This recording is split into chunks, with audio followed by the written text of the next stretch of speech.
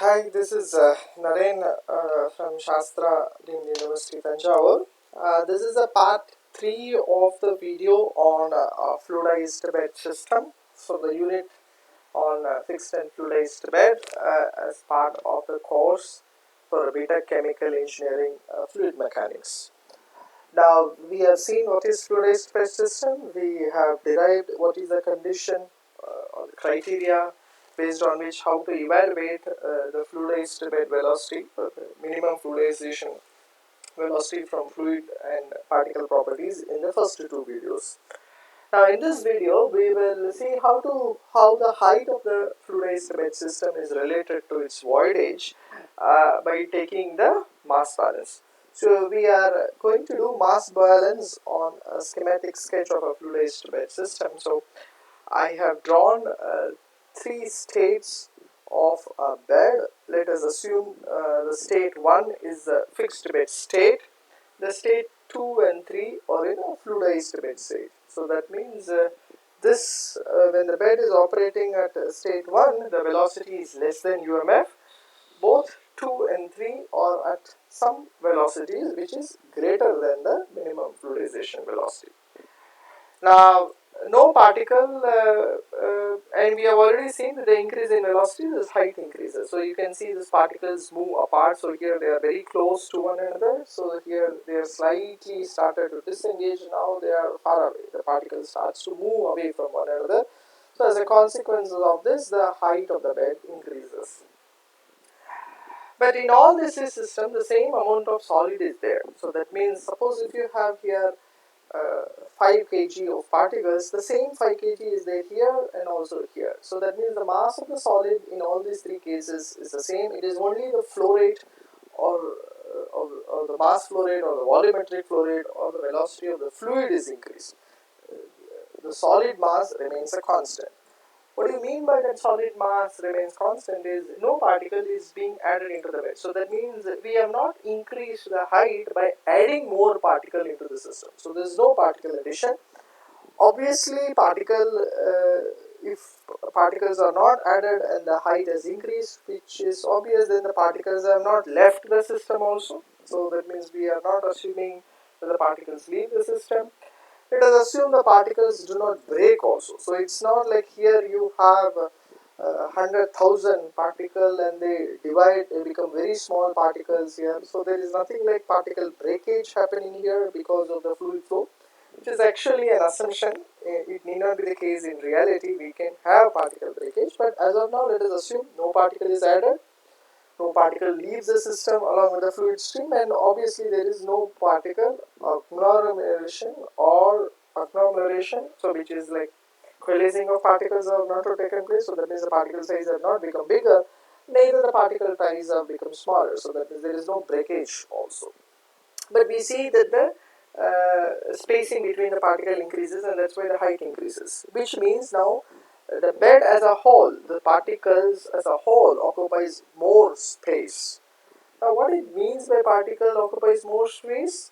We are not saying that the particles are growing. Does it mean that particles are growing? Obviously not. It is not the particles are growing, it is just the spacing between the particle increases, and so do the bed height increases. So that means eventually the void space increases. So now let's see what happens to the hold up or the voidage. So hold up we know is the volume occupied by all the particles to the volume of the bed, right? So volume occupied by all particles can be written as NP, which is the number of particles and the volume of a single particle divided by the volume of the bed. Do you think these two increasing? We have already said there is no particle addition, there is no particle breakage. So that means the number of particles should remain same. So that means this cannot change. What about Vp? Vp is the volume of a single particle. So we have again said there is no particle breakage, particles are not agglomerating. So that means this also cannot change because this is function of particle size. So the numerator remains same, but what happens to the denominator? So the denominator is the volume of the bed. Now volume of the bed, if I say in this first case, this is this volume. So the cross-sectional area times this height. This is actually the volume in the first case. The volume in the second case, the area is still same, the cross-sectional area is still same, but the height is h2, which is slightly more than h1. And what about h3? This area is again remains the same, but now the height is h3, which is more than h2 and also more than h1. So if we clearly see by experimental evidence, what happens is as the velocity increases, this denominator term increases and the numerator is the same, so that means as a consequence the hold up decreases. So upon fluidization, the gas hold up decreases, so that means the solid hold up decreases and the gas hold up or the fluid phase hold up increases. So that means after fluidization, when gas velocity is greater than UMF, your voidage begins to increase or the fractional volume occupied by solids begins to decrease. Now if I do mass balance between state 1, state 2 and state 3, mass of solids can be written as the volume occupied by the solids into the true density. The volume occupied by the solids, it's not the complete volume is occupied by the solid in the bed, so it is the bed volume times the solid hold up at that particular state. So I have rho into epsilon into V at state 1, state 2 and state 3. But the particle density is same, so that means that gets cancelled. So you have epsilon S1, V1 can be written as area into height at state 1. Similarly, V2 can be written as A2 into H2, V3 can be written as A3 into H3. But the cross-sectional area remains the same, so we are not changing the cross-sectional area of the bed, so that means this is also gets cancelled. Eventually, which means that upon fluidization, the ratio of solid hold up to height of the bed remains constant.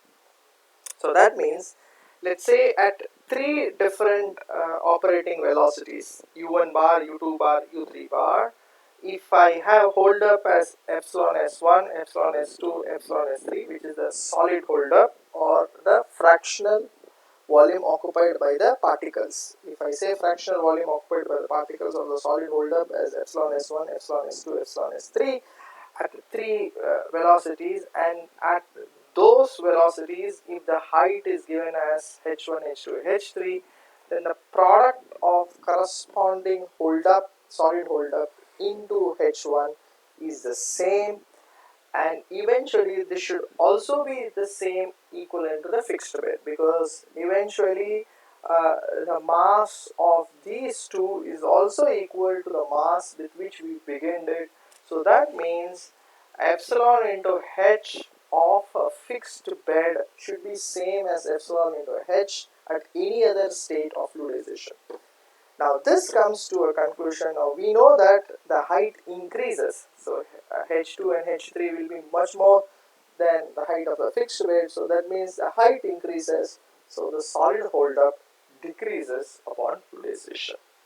I hope this is fairly straightforward and you are able to understand. So for more details, you can refer to these two references. One is McCabe-Smith, Unit Operations in Chemical Engineering, Chapter 7. And you can also look into the book of Gene Copolis, Transport Phenomena and Separation Process, Chapter 3.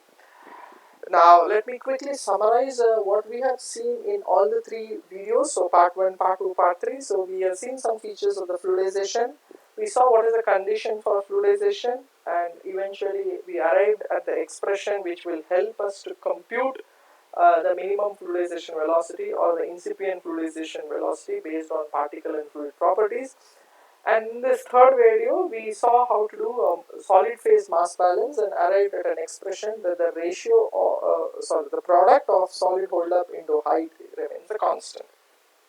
So I have some self-reading exercises for you, which you can easily find it from the textbooks or the reference link.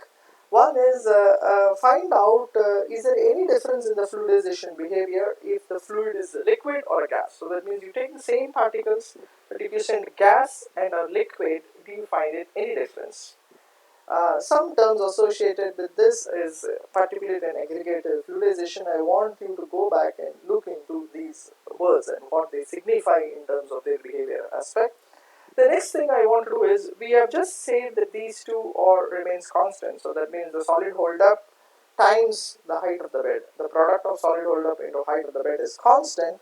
Is it possible to relate this as a function of velocity? Is it possible to relate hold up or voidage as a function of velocity? This is something I want you to read and find from the reference of the textbook. Thank you all for your patient listening, and I hope you are able to understand this topic. Thank you.